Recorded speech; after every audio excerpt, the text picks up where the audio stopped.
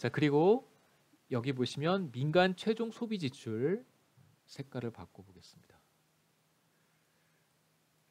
자, 이게 바로 C에 해당하는 것이고요. 민간 최종 소비 지출. 그 다음에 총 자본 형성, 이게 I고요. 그래서 보통 이제 국민 계정이라고 부르는데, 국민 계정상의 투자라고 하는 것을 투자라고 부르지 않고 총 자본 형성이라고 부릅니다. 그래서 캐피탈 포메이션이라는 이제 표현을 쓰는데요. 이게 인베스트먼트와 같다고 생각하시면 됩니다. 아까 제가 말씀드렸던 재고가 여기에 나오고요. 그 다음에 최종 정부 소비 지출, 정부 최종 소비 지출 이제 G가 이거고요. 그 다음에 순수출 NX입니다. 그래서 보시면 수출이 762조 정도 되고 수입이 한 706조 되는데, 이 둘의 차이가 정확히 이제 56조 원과 같습니다. 그래서 비교적 민간 최종 소비 지출은 전체 한 1,900조 가운데 930조 원 정도로 GDP의 대략 50% 정도 조금 안 되고요. 보통은 그러니까 한국보다 평균적으로 소득 수준이 높은 나라들의 특징은 민간 최종 소비 지출이 대략 한 60% 정도 되는데요. 한국은 이거보다 조금 낮은 수준이고, 그 다음에 투자는 597조, 대략 600조 정도 되고 전체 GDP의 30%, 그 다음에 정부 지출은 17% 정도 됩니다. 그 다음에 순수출은 전체 GDP의 3%인데 이 수치보다 사실 더 의미가 있는 것은 이 두 개의 수치라고 할 수 있겠죠. 그래서 한국의 수출 규모는 GDP의 40%쯤 되고요. 그 다음에 수입 규모는 거의 비슷합니다. 37% 정도 됩니다. 그래서 수출과 수입의 합 77%겠죠. 보통 이걸 우리가 교역 비중이라고, 교역 규모 혹은 이제 교역 비중이라고 얘기를 하는데요. 수출과 수입의 합, 이 두 개의 합을 GDP로 나눠준 것, 그러니까 대략 77%인데 대단히 높은 수치입니다. GDP의 70% 이상 차지하는 국가들은 그렇게 많지는 않습니다. 그래서 이제 한국은 비교적 교역 비중이 높은 국가다, 이렇게 얘기할 수 있겠죠. 자, 투자 다시 한번 보겠습니다. 자, 투자를 구성하는 항목이 여러 가지가 있는데, 크게 첫 번째가 총 고정 자본 형성이라고 하는 것이고, 두 번째 항목이 재고 증감입니다. 그래서 총 고정 자본 형성은 일반적인 투자 지출이고요. 실제로 이제 건물을 짓는다든가 공장 건물을 짓기 위해서 기업이 지출을 하게 되면 그것을 우리가 건설 투자라고 하고요. 혹은 아파트를 짓는 거, 혹은 회사 건물을 짓는 거, 이런 거 다 건설 투자에 들어갑니다. 그 다음에 이제 설비 투자라고 하는 것은 공장 건물을 지었으면 내부를 기계 장비라든가 여러 가지 설비 시설들을 설치를 해야 될 텐데, 그런 죄송합니다. 기업의 지출을 설비 투자라고 이제 부르고요. 컨스트럭션이고, 이건 이퀴먼트라고 여러분 생각하시면 됩니다. 그래서 학교를 생각해 보시면 학교에 건물을 짓는 것이 건설 투자고요.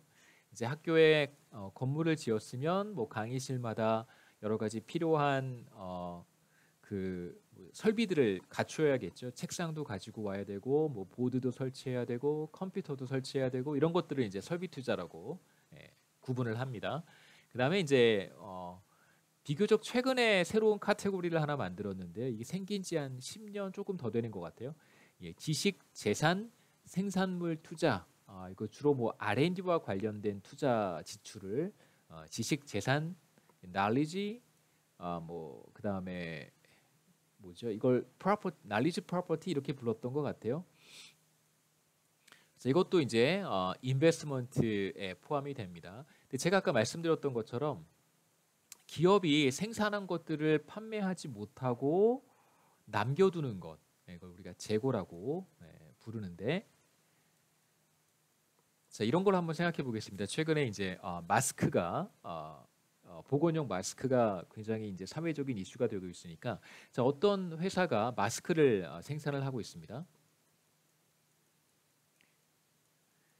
물론 이제 지금은 굉장히 위기 상황이기 때문에 지금 마스크가 큰 문제이긴 하지만, 그냥 일반적인 상황을 한번 생각해 보세요. 마스크에 대한 이슈를 여러분 다 잘 알고 계시니까 그냥 그냥 뭐 지금과 같은 상황이 아니라 그냥 평상시와 같았다면 마스크를 만드는 회사가 마스크를 만들어서 이제 필요한 뭐 마스크를 주문한 곳에 마스크를 다 이제 공급을 하고 뭐 또 필요하면 추가로 판매하기도 할 것이고요. 판매처를 또 만들어서 근데 생산한 마스크를 다 판매하지 못하고 남겨두는 물량이 좀 있을 거예요. 뭐 의도적으로 남겨두었을 수도 있어요. 더 많이 생산을 해서 의도적으로 남겨두었을 수도 있고, 혹은 의도하지 않게 남았을 수도 있습니다. 자, 그러면 기업은 그것을 재고 처리를 합니다. 재고 처리를 하는데, 자, 그러면 기업은 회계상으로 판매한 거는 수입이 발생했다고 이제 뭐 회계 장부에 이렇게 기록을 하겠죠. 뭐 재무제표를 만들 때 이렇게 회계 처리를 합니다. 그런데 판매하지 않고 남은 수량은 어떻게 처리를 할까요? 예, 이걸 어떻게 처리하냐면 재고로 투자했다 이렇게 재고 투자 이렇게 부릅니다. 재고 투자. 그러니까 회계 장부상의 재무제표상에 이것도 일종의 지출을 한 거라고 항목을 만들어서 관리를 하고 있어요. 그래서 국민계정상에서도 기업이 판매하지 않고 남은 재고를 투자로 구분을 합니다. 투자의 카테고리에 집어넣습니다. 그래서 결국은 만약에 아까 이제 심슨 부부의 예에서처럼 오렌지를 다 수확을 했는데 판매하고 죄송합니다. 판매 못 뭐죠? 남은 거 판매하지 않고 남은 거 맞습니까? 판매하지 않고 남은 것을 재고로 처리를 하는데 그것을 뭐라고 카운트를 하냐면 기업이 투자 지출을 한 것이다 라고 카운트를 하는 것입니다. 그래서 여기에 들어가는 것이고요.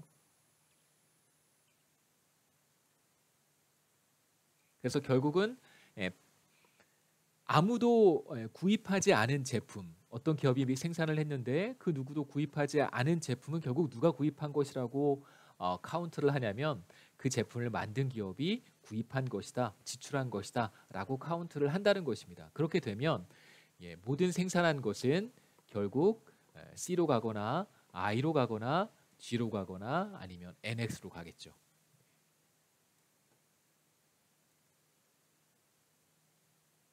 그래서 이 그림은 1953년부터 2019년까지 제가 그림을 한번 그려봤습니다.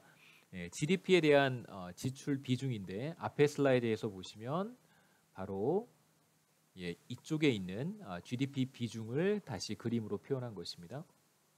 자, 그래서 제가 1장에서도 간단하게 말씀드렸었는데 한국 경제를 보통 IMF 경제 위기가 있었던 1998년, 99년의 위기를 겪고 나서 2000년을 기준으로 이 전의 한국 경제와 이 이후의 한국 경제를 좀 이렇게 구분해서 보는 경향이 있습니다. 그래프에서도 보시면 좀 두드러지게 나타나는데 2000년 이전에는 민간 소비 지출의 비중이 GDP 대비 비중이 매우 높았다가 점점 이렇게 하락하는 그런 추세를 보이고요. 2000년 이후에는 물론 뭐 굳이 얘기하면 조금 하락하는 추세이긴 하지만 비교적 일정한 값을 갖는다라고 볼 수 있고요. 기업의 투자도 마찬가지입니다. 기업의 투자도 보시면 이렇게 일정한 패턴으로 비교적 상승하다가 2000년 이후에는 이제 일정한 모습을 보이고요.